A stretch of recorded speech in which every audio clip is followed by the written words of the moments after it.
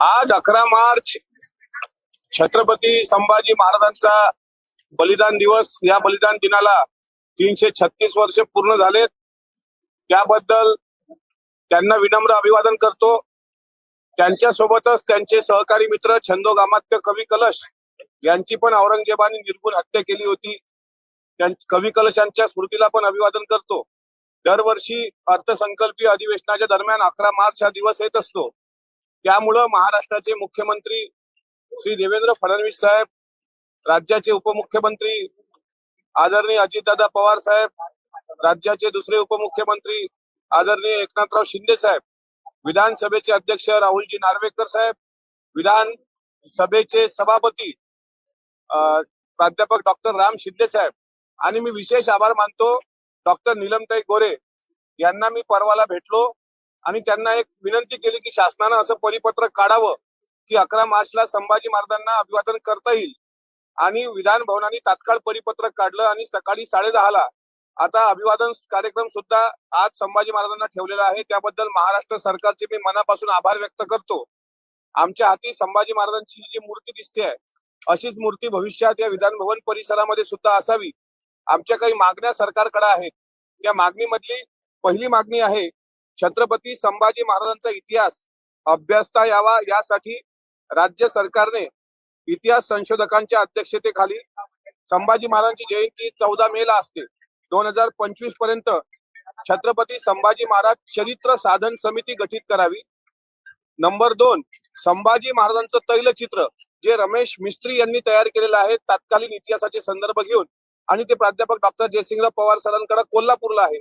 तशा धर्तीवर 2 तैलचित्र, एक विधान भवन मध्ये आणि दुसरं मंत्रालयामध्ये लावण्यात यावं. ते तैलचित्र जर शासनाकडे उपलब्ध नसेल तर ती उपलब्ध करून देण्याची जबाबदारी माझी असेल. आणि ते तैलचित्र आणि प्रिंटिंग शासकीय मुद्रणालयात सुद्धा माफक दरामध्ये उपलब्ध व्हावी. तसेच सरकारने अधिकृत परिपत्रक आणखी एक काढावं की शासकीय आणि निमशासकीय कार्यालयात जसं आपण शिवशाहू फुले आंबेडकरांचे फोटो लावतो तसा संभाजी महाराजांचा फोटो सुद्धा त्या ठिकाणी असावा. हा सुद्धा GR शासनाने काढावा. संभाजी राजांचा दैदिप्यमान इतिहास मराठी पाठ्यपुस्तकासह CBSE पॅटर्नच्या इंग्रजी पुस्तकात सुद्धा अंतर्भूत करावा. याकरता शालेय शिक्षण मंत्री दादाजी भुसे साहेब यांना मी स्वतः भेटलेलो आहे आणि त्यांनी या गोष्टीला होकार दिला, त्याबद्दल त्यांचे आभार मानतो. आणि 5वी महत्वाची मागणी, विकिपीडिया शासकीय मुद्रणालयामध्ये जे संपूर्ण गडकरी हे नाटक आहे पुस्तक दाखवा, त्या पुस्तकामध्ये राम गणेश गडकरी यांनी राजसन्यास या नाटकामधून जे संभाजी राजांची बदनामी केली तशी अनेक नाटकं आजही युट्यूबला आहेत, आजही शासकीय मुद्रणालयामध्ये आहेत आणि आजही विक्रीला आहेत.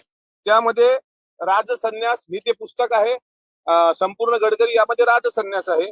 रायगडाला जेव्हा जाग येते, थोरातांची कमळा, बेबंद शाही, प्रणय युवराज, दुर्दैवी छत्रपती, शिवाजीला शह, चिडलेला छावा, स्वप्न भंगले रायगडाचे, येथे ओशाळला मृत्यू, असे तब्बल 32 चित्रपट आणि 80 नाटकं जी चुकीची दाखवल्या गेलेली आहेत ती तात्काळ हटवावी.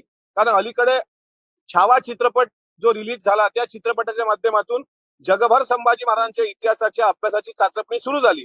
आणि आज जर नवीन पिढी अभ्यास करत असेल तर त्यामध्ये दारू पिणारा राजा, बदफैली करणारा राजा, व्यसन करणारा राजा आणि अशा धर्तीवर थोरातांची कमळा सुद्धा चित्रपट आला. असे चित्रपट आज 11 मार्च बलिदान दिवस आहे. आमची सरकारला मागणी आहे, मी माझ्यासोबत माझे सहकारी आमशा पाडवी साहेब जे आता विधानसभेचे सदस्य आहेत आणि हिरामन खोसकर साहेब हे सुद्धा विधानसभेचे सदस्य आहेत, अशा सर्व सहकार्यांनी आम्हाला या ठिकाणी सहकार्य करण्याची, याच्यामध्ये कुठलं राजकारण नाही, सरकार विरुद्ध हे कुठलं आंदोलन नाही, सरकारमध्येच आम्ही आहोत आणि सरकारकडे मागणी करणं ही आमची जबाबदारी आहे. त्यामुळे इथं जात, पंथ, धर्म याच्या पलीकडे जाऊन संभाजी महाराज हे स्वराज्याचे प्रेरणास्थान होते. शिवाजी महाराजांचा अपवाद जर मराठा साम्राज्यातला वगळला तर संभाजी महाराजांसारखा दुसरा जागतिक कीर्तीचा योद्धा, हुशार, विचारवंत, निर्व्यसनी राजा, अनेक ग्रंथ संपदा करणारा, निर्माण करणारा राजा, 140 लढाया लढून सुद्धा एकाही लढाई पराभूत न होणारा राजा, अशी नोंद ज्यांची Guinness book of world record मध्ये आहे, त्या राजाचा इतिहास महाराष्ट्राने पाठ्यपुस्तकामध्ये अंतर्भूत करावा. या विविध मागण्यांकरता आम्ही हे आंदोलन या ठिकाणी केलंय.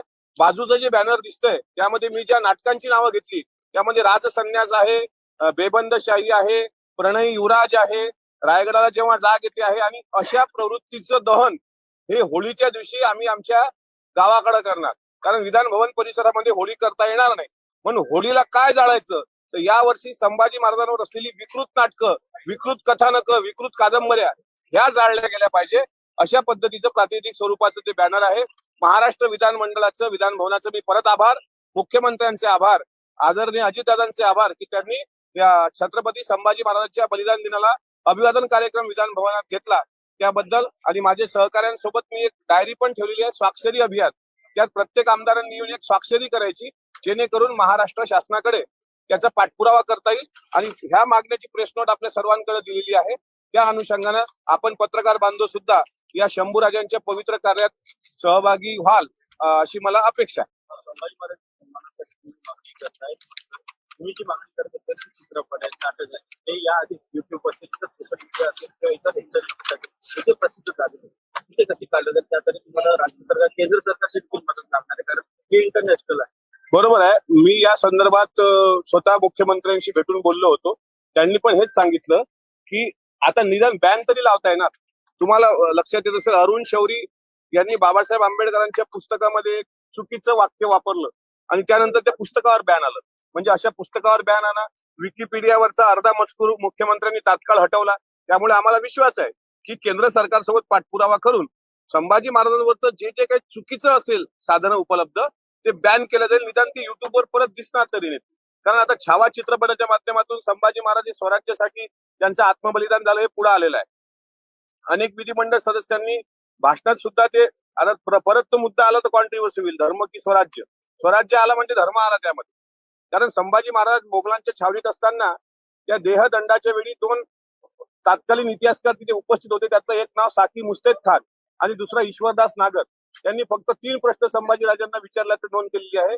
एक बुरानपूरला, औरंगाबादला तत्कालीन, आणि कारंजा असेल, जालना असेल, इथे छापा मारलेला खजिना कुठे आहे, शहजादा अकबर कसा फितूर झाला आणि माझे कोण कोण साथीदार फितूर आहेत, एवढ्याची उत्तरं न दिल्यामुळे महाराजांना त्या देहांत प्रायश्चित्त म्हणजे त्या देहदंड सोसावा लागला.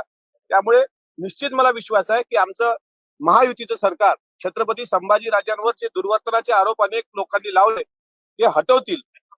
आणि 350 वर्षानंतर शंभूराजे अजूनही न्यायाच्या प्रतीक्षेत आहेत.